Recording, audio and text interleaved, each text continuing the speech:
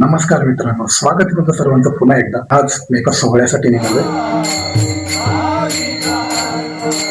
या कार्यक्रमाचं आयोजन आपल्या गडकिल्ले संवर्धन प्रतिष्ठानने केलंय. आपल्या पुण्याच्या ग्रामदैवत कसबा गणपतीच्या इथे होणार आहे. कार्यक्रम आहे दीप उत्सवाचा आणि या दीप उत्सवाच्या कार्यक्रमामध्ये फुलांच्या रांगोळ्या काढल्या जाणार आहेत, तोरणं बांधली जाणार आहेत आणि सगळ्यात विशेष म्हणजे 600 दिवे लावले जाणार आहेत. तर तो आपण आज पाहूयात आणि खरंच खूप जास्त मजा येणार आहे, कारण जेव्हा ही सगळी सजावट होईल आणि संध्याकाळी कार्यक्रमाला जेव्हा 600 दिवे लावले जातील तर मंदिराचं रूप खरंच पाहण्यासारखं असणार आहे. आणि आता मला पटकन निघलं पाहिजे, कारण 2:30 वाजलेले. मला लवकरात लवकर तिथे पोहोचायचे, कारण खूप सारी तयारी करायची. तर भेटूयात आपण डायरेक्ट कसबा गणपती.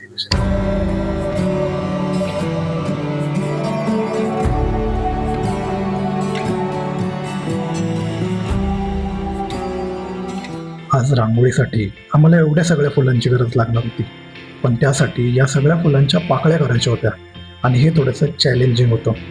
पण सोबतीला साथ देणारी आपली माणसं असतील आणि कुठलीही गोष्ट टीम वर्कनी केली की ती सोपी होते. म्हणूनच महाराजांचं नाव घेऊन आम्ही कामाला लागलो.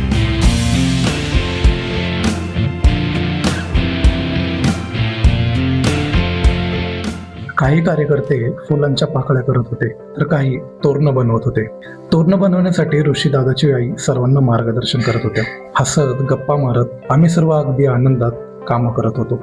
पण मला एका गोष्टीची उत्सुकता लागली होती की ही फुलं रांगोळी केल्यावर कशी दिसतील, आणि त्याच्याचमुळे त्या कामासाठी मी सगळ्यात पुढे होतो. शीतलताई सोबत मी रांगोळी तयार करायला घेतली, पण रांगोळी बनवायची कशी, तर थँक्स टू शीतलताई, जिने मला प्रत्येक गोष्ट एकदम बारकाईने समजवली.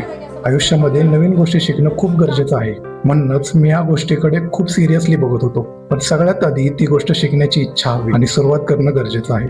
गाभाऱ्याच्या समोरच्या जागेत श्री जयती गजानन अशी रांगोळी बनवायची होती. त्यासाठी आम्ही आधी बेस तयार करून घेतला आणि मग शीतलताईने त्यावर गुलाबाच्या पाकळ्या वापरून श्री जयती गजानन असं साकारलं. सभा मंडपाच्या मधोमध मोठी रांगोळी बनवायची होती, पण नेमकं करायचं काय हेच सुचत नव्हतं. पण शीतलताईने गुलाबापासून गणपती तयार केला. मग ठरलं यालाच आजूबाजूने डिझाईन करायची. सगळी फुलं मांडत मांडत एक डिझाईन तयार झाली खरं, पण नंतर आम्ही ठरवलं की इथे कासव तयार करायचा. तर पूर्ण तयार झाल्यानंतर असा दिसत होता. याच कासवामध्ये आम्ही दिवे ठेवणार होतो आणि त्यानंतर याचे रूप अजूनच सुंदर दिसणार होते. मंदिराच्या बाहेर आमच्या दीदीने प्रतिष्ठानाच्या लोगोची रांगोळी तयार केली.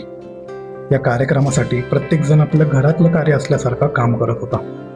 आपला कार्यक्रम, आपला इतिहास आणि तो आपण जपलाच पाहिजे. इतिहासावरून आठवलं, या कार्यक्रमाला एक ऐतिहासिक कारण आहे बरं का.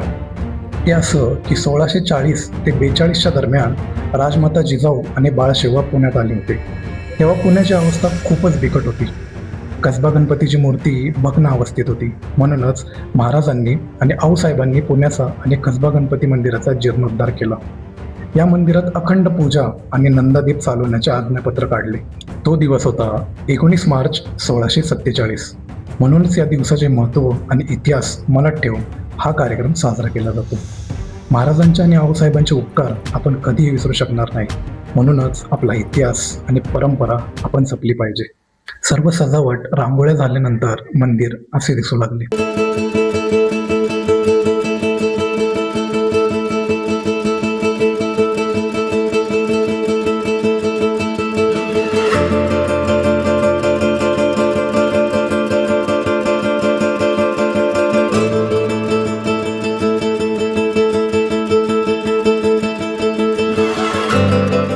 असं वाटत होतं जसं की दिवाळी चालली.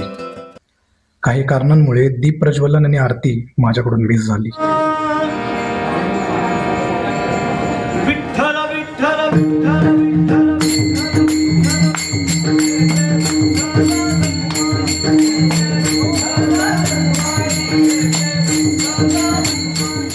कार्यक्रम उत्साहात आणि दिमाखात पार पडला.